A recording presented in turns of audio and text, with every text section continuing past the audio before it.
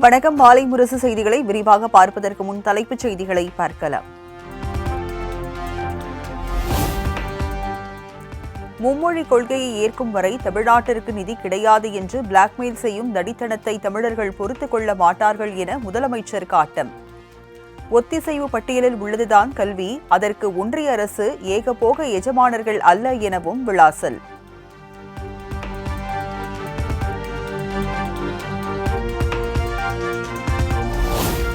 எங்கள் உரிமையை தான் கேட்கிறோம், உங்கள் தனி சொத்தை கேட்பது போல் திமிராக பேசினால் தமிழர்களின் தனி குணத்தையும் டெல்லி பார்க்க வேண்டியிருக்கும். மத்திய அமைச்சர் தர்மேந்திர பிரதானுக்கு முதலமைச்சர் மு.க.ஸ்டாலின் கடும் கண்டனம்.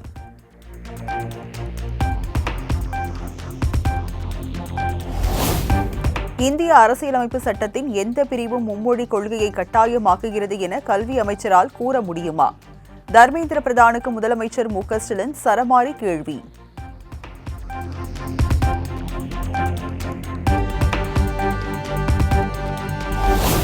புதிய கல்விக் கொள்கை விவகாரத்தில் தமிழக அரசு அரசியல் செய்வதாக மத்திய அமைச்சர் தர்மேந்திர பிரதான் விமர்சனம். பிற மாநிலங்கள் புதிய கல்விக் கொள்கையை ஏற்கும் போது தமிழகம் மட்டும் ஏற்க மறுப்பது ஏன் என்றும் சரமாரி கேள்வி.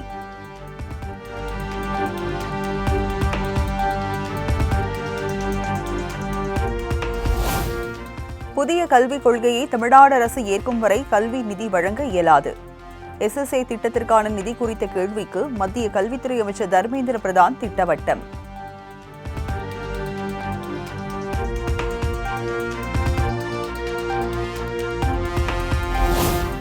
கல்வி நிதி வழங்குவதில் தமிழ்நாட்டை மாற்றாந்தாய் மனப்பான்மையோடு பார்க்கிறது மத்திய பாஜக அரசு. அமெரிக்காவில் இருந்து இந்தியர்களை விலங்கிட்டு அனுப்பி வைப்பதை எதிர்த்து கேள்வி எழுப்ப துணிச்சல் இல்லாதவர் மோடி எனவும் உதயநிதி ஸ்டாலின் தாக்கு. ஒன்றிய அரசு, நம்முடைய தமிழக அரசு இப்படி மாற்றாந்தாய் மனப்பான்மையோட தான் பார்த்துக்கிட்டு இருக்கு. நம்மளதான் அப்படி புறக்கணிக்கிறாங்கன்னு பார்த்தீங்கன்னா, அவங்களாவது வட இந்திய மாநிலங்கள் உருப்படியா.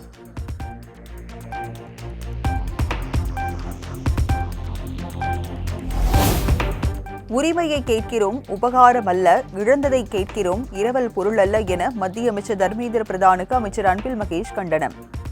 அன்னையின் ஆடையை அக்கிரமிக்கிறானே, பிடித்திழுக்க துணிகிறாயே, ஆகுமா இந்த அக்கிரமம் என்ற அண்ணா வரிகளை குறிப்பிட்டு பதிவு.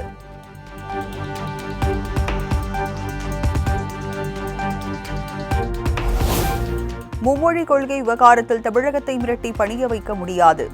இன்னும் ஒரு மொழிபெயரை ஏன் தூண்டுகிறீர்கள் என்றும் மத்திய அரசுக்கு அன்பில் மகேஷ் சரமாரி கேள்வி. ஏறத்தாழ 40 லட்சம் மாணவர்களுக்கான ஒரு எதிர்காலம் சம்பந்தப்பட்டது.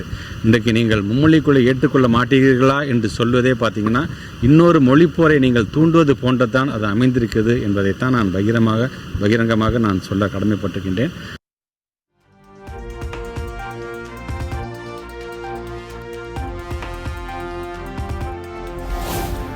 புதிய கல்விக் கொள்கையை தமிழ்நாடு அரசு ஏற்கும் வரை கல்வி நிதி வழங்க இயலாது என மத்திய அமைச்சர் தர்மேந்திர பிரதான் பேசியிருப்பது ஆணவத்தின் உச்சம். மாற்றாந்தாய் மனப்பான்மையோடு செயல்படும் பாஜக அரசுக்கு மக்கள் பாடம் புகட்டுவார்கள் என செல்வ பெருந்தகை காட்டம்.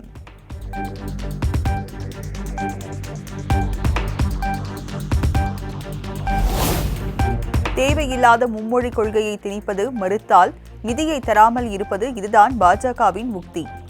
கூட்டாட்சி என்பது இவர்கள் மொழியில் மாநிலங்கள் உத்தரவுகளை பின்பற்ற வேண்டுமே தவிர கேள்வி எழுப்பக்கூடாது என்பது எனவும் காங்கிரஸ் MP சசிகாந்த் செந்தில் காட்டம்.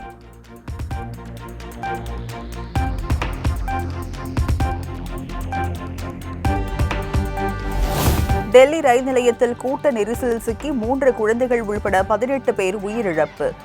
பலர் காயமடைந்து மருத்துவமனையில் அனுமதிக்கப்பட்டுள்ள நிலையில் பலி எண்ணிக்கை அதிகரிக்கக்கூடும் என அச்சம்.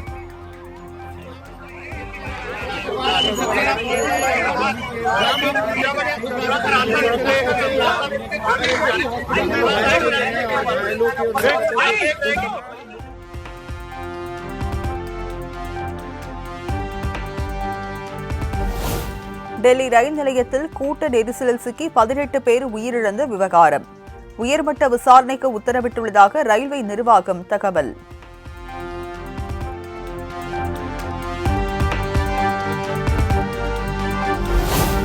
டெல்லி ரயில் நிலைய கூட்ட நெரிசலில் சிக்கி உயிரிழந்தோருக்கு பிரதமர் மோடி இரங்கல். காயமடைந்தவர்கள் விரைவில் குணமடைய பிரார்த்தனை செய்வதாக எக்ஸ் தளத்தில் பதிவு.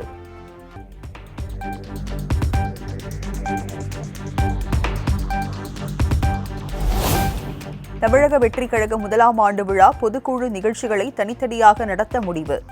கட்சியின் உட்கட்டமைப்பில் நிர்வாகிகள் நியமனம் முழுமையாக நிறைவு பெற்ற பின் பொதுக்குழு கூட்டம் நடத்த திட்டம்.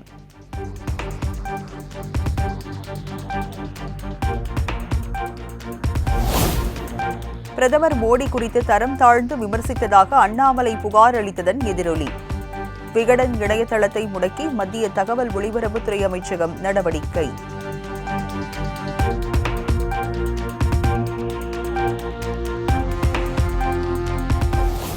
இந்தியர்கள் கைவிலங்கிட்டு விமானங்களில் திருப்பி அனுப்பப்படுவதை தடுக்க பிரதமர் மோடி டிரம்பிடம் கேட்கவில்லை என்பதை கார்ட்டூன் போட்டு காட்டியுள்ளது விகடன்.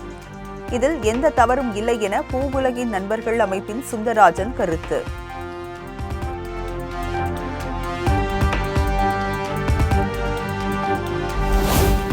சென்னை கொண்டுவரப்பட்ட ஜெயலலிதாவின் நகைகள் மற்றும் சொத்து ஆவணங்கள் 6 பெட்டிகளில் கொண்டுவரப்பட்டு நந்தனத்தில் உள்ள கருவூலம் மற்றும் கணக்குத்துறை ஓய்வூதிய அலுவலகத்தில் ஒப்படைப்பு.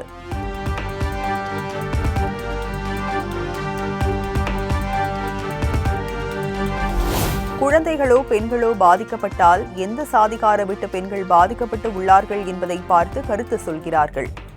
இந்தியாவில் தற்போது குடிசை எரிந்தால் எந்த சாதிக்காரன் என பார்த்துவிட்டு அணைப்பதாகவும் விசிக தலைவர் திருமாவளவன் பரபரப்பு பேச்சு.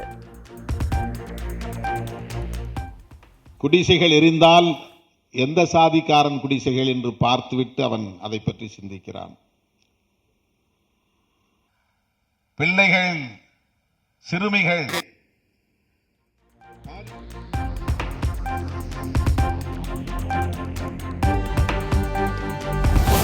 தனியார் கல்லூரிகளில் செட் நெட் தேர்வுகளில் தேர்ச்சி பெறாதவர்கள் பணிபுரிந்தால் நடவடிக்கை.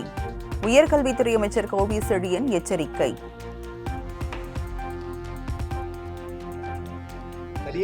தனியார் கல்லூரிகளில் ஏற்கனவே செட் நெட் பதிவு செய்யப்பட்டு தேர்ச்சி பெற்றவர்கள் தான் ஆசிரியர்களாக இருக்க வேண்டும் என்ற நெறிமுறை வழிவகை செய்யப்பட்டிருக்கிறது. ஆங்காங்கு ஆர்ஜேடி மூலமாகவும் டைரக்டர் மூலமாகவும் அவைகள் கண்காணிக்கப்பட்டும் இருக்கிறது.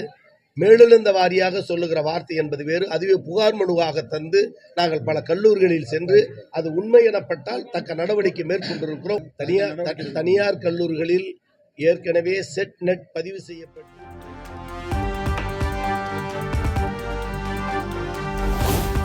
நாட்டில் கட்சித் தலைவருக்கு பாதுகாப்பு கொடுப்பது தவறு இல்லையே. தமிழக வெற்றிக் கழக தலைவர் விஜய்க்கு ஒய் பிரிவு பாதுகாப்பு அளித்திருப்பது குறித்து நடிகை குஷ்பு கருத்து. அது 1+1=11 பார்த்துட்டு இருக்கீங்க. இல்லைங்க, பாதுகாப்பு கொடுக்கறதுனா அவர் ஒரு நடிகனாக தெருவில் போக முடியுமா? இப்போ ஒரு கட்சி தலைவர் இருக்கும்போது நிச்சயமாக பாதுகாப்பு கொடுக்கறது தப்பே இல்லையா? பேசுகிறேன்.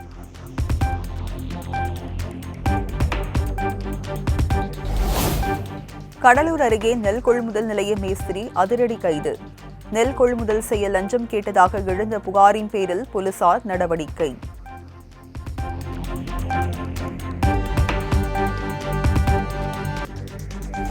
உயர்கல்வியில் செயற்கை நுண்ணறிவை ஒருங்கிணைக்க மத்திய அரசு நடவடிக்கை எடுத்து வருகிறது. ராஞ்சியில் நடைபெற்ற நிகழ்ச்சியில் குடியரசுத் தலைவர் திரௌபதி முர்மு பேச்சு.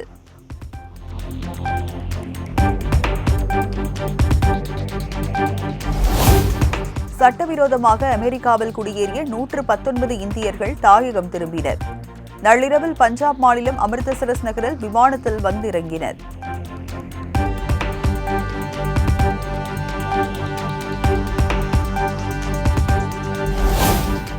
காசி தமிழ் சங்கமம் விழாவுக்காக தமிழக கலைஞர்கள் சென்ற ரயிலில் வடமாநிலத்தவர்கள் அத்துமீறல். முன்பதிவு செய்யப்பட்ட பெட்டியில் ஏறி வாக்குவாதத்தில் ஈடுபட்டதால் பரபரப்பு.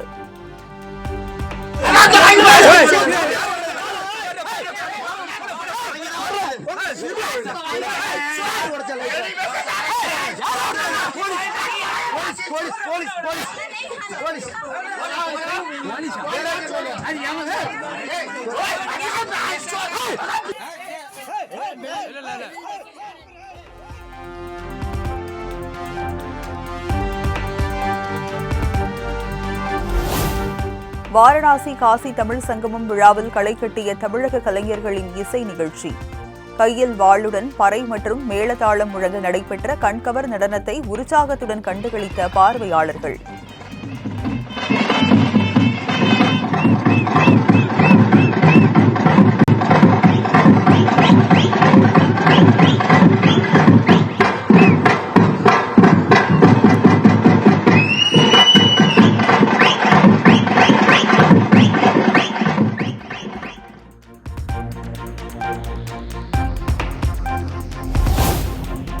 ரஷ்ய பீர் கேன்களில் அச்சிடப்பட்டுள்ள மகாத்மா காந்தியின் புகைப்படம். இணையத்தில் வைரலாகும் புகைப்படத்தால் சர்ச்சை.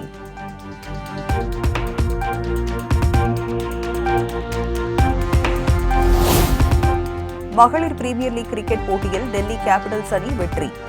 2 விக்கெட்டுகள் வித்தியாசத்தில் மும்பை இந்தியன்ஸை வீழ்த்தி அசத்தல்.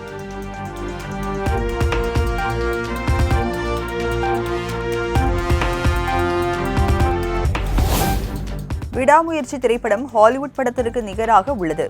நடிகர் அஜித் மிகவும் நல்ல மனிதர் என நடிகை ரெஜினா பேட்டி. அவங்க அண்ட் இப்போ தெரியுது எல்லாரும் இவ்வளோ லவ் பண்ணுறாங்க அவங்கள. It's very obvious. அண்ட் எனக்கு I feel like I've done something good in my life அவங்களோட இந்த மாதிரி to work with him so closely.